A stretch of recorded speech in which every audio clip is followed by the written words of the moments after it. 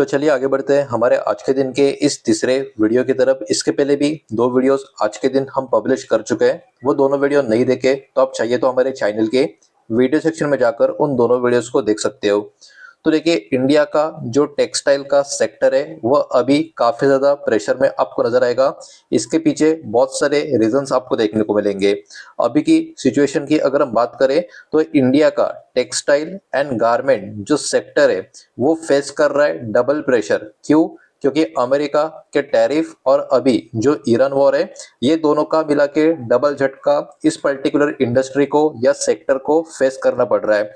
अब अमेरिका का टैरिफ और ईरान का वॉर, इसके कारण क्या हो रहा है, कॉस्ट इस इंडस्ट्री की, मतलब जो इनका कामकाज है उसमें जो कॉस्ट यूज होता है वो कॉस्ट अब ऊपर की तरफ जा रहा है और डिमांड नीचे की तरफ आ रहा है।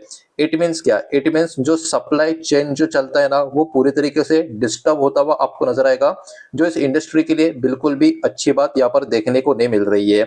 ये सेक्टर जो पहले एक ग्रोथ मोड में नजर आ रहा था वो अब सर्वाइवल मोड में आ चुका है। मतलब जो काफी अच्छा कंडीशन था अब ये सर्वाइवल मोड में आ चुका है। मतलब उस कंडीशन से कंडीशन अभी काफी खराब हो चुकी है।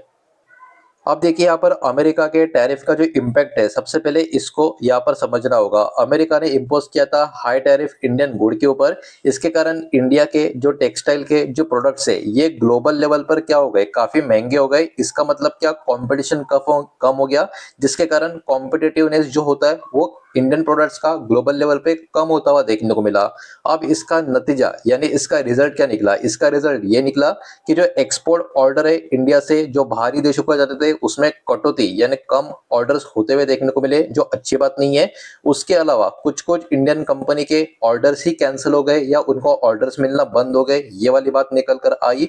उसके अलावा शॉर्ट टर्म रिलीफ आया था जब टैरिफ रिड्यूस किया गया था, लेकिन वो भी बहुत समय तक नहीं टिका, बिकॉज अभी जो ईरान वॉर का एक नया एंगल एक्टिवेट हो चुका है और ग्लोबल लेवल पर जो अनसर्टिनिटी बढ़ गई है उसके कारण भी इस इंडस्ट्री को बहुत सारी चीजें अब फेस करना पड़ रहा है।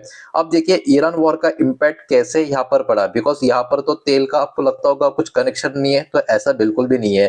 तो देखिए, वॉर से क्या हुआ है, वॉर से जो स्ट्रेट ऑफ हॉर्मुज है, वो जो हल्का सा रास्ता, जो समंदर का जो रास्ता है, दिखने में थोड़ा छोटा लेकिन इम्पैक्ट में काफी बड़ा, स्ट्रेट ऑफ हॉर्मुज का जो सप्लाई रूट है वो बंद होने के कारण, पॉज होने के कारण पूरा का पूरा चेन सिस्टम यहाँ पर अफेक्ट होता हुआ नजर आया।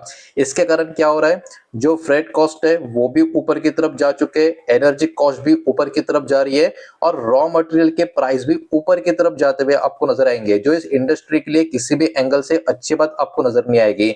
जो पॉलिस्टर प्राइस है पेट्रोलियम बेस्ड, वो भी 40% से भी ज्यादा ऊपर की तरफ जाते हुए हमको देखने को मिले, जिनके कारण कॉस्ट का प्रेशर, हर तरीके का प्रेशर अभी इस इंडस्ट्री में आपको देखने को मिल रहा है। कॉस्ट वर्सेस डिमांड का प्रॉब्लम की अगर हम बात करें, कंपनियां, मतलब इस इंडस्ट्री की जो कंपनियां अभी के टाइम पे हाई प्रोडक्शन कॉस्ट यहाँ पर फेस कर रही है और दुनिया भर की या ग्लोबल डिमांड जो है वो अभी के टाइम पे जो भी चीजें चल रही है उसके वजह से काफी कमजोर बनी हुई है। इसके कारण अभी के टाइम पे यहाँ पर ये प्राइजेस की बात करें, ये भी पूरी तरीके से इंक्रीज कर नहीं सकते और मार्जिन भी इनके काफी ज्यादा स्क्वीज होते हुए आपको देखने को मिल रहा है। तो आप समझ सकते हो ये वाला इंडस्ट्री अभी के टाइम पे काफी बुरे टाइम या काफी बुरे आप देख सकते हो एक जोन में नजर आ रहा है।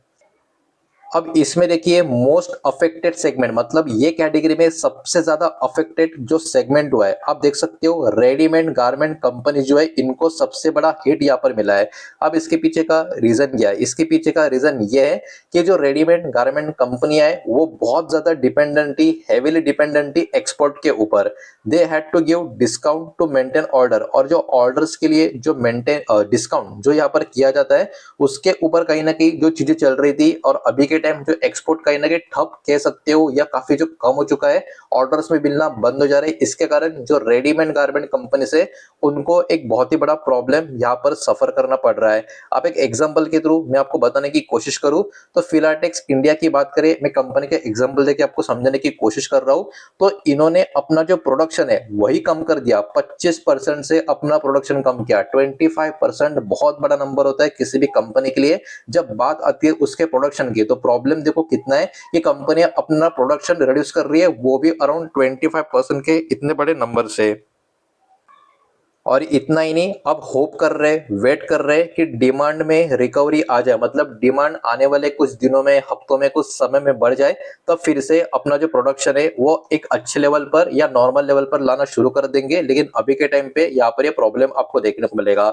अब देखिए, एक्सपोर्ट डेटा जो है वो भी एक कंसर्न बना हुआ है। अप्रैल 2025 से लेके फरवरी 2026 का जो एक्सपोर्ट का डेटा था वो कितना था? वो था 29.5 बिलियन डॉलर के करीब का।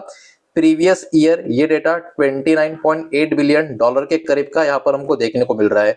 तो यहाँ पर हल्की सी डिक्लाइन है, कोई बहुत बड़ी डिक्लाइन आपको नजर नहीं आएगी, लेकिन एक वरी साइन आपको देखने को मिलेगी। बिकॉज यहाँ पर जो ग्रोथ है वो कहीं ना कहीं एक्सपेक्ट की जा रही थी, और जो अभी जो सिचुएशन बनी हुई है जिसके कारण बहुत सारी परेशानियां इस इंडस्ट्री को देखने को मिल रही है, इसके कारण कहीं ना कहीं ग्रोथ स्लो डाउन का असर भी होता हुआ हमको नजर आ सकता है। तो देखिए, एक्सपेक्टेड ग्रोथ थी 12 से लेके 15% सीएजीआर की, और करंट ग्रोथ सिंगल डिजिट में आ चुकी है 9% पे, जो इंडिकेट कर रहा है स्लो डाउन इस सेक्टर में क्लियरली हमको यहाँ पर देखने को मिल रहा है।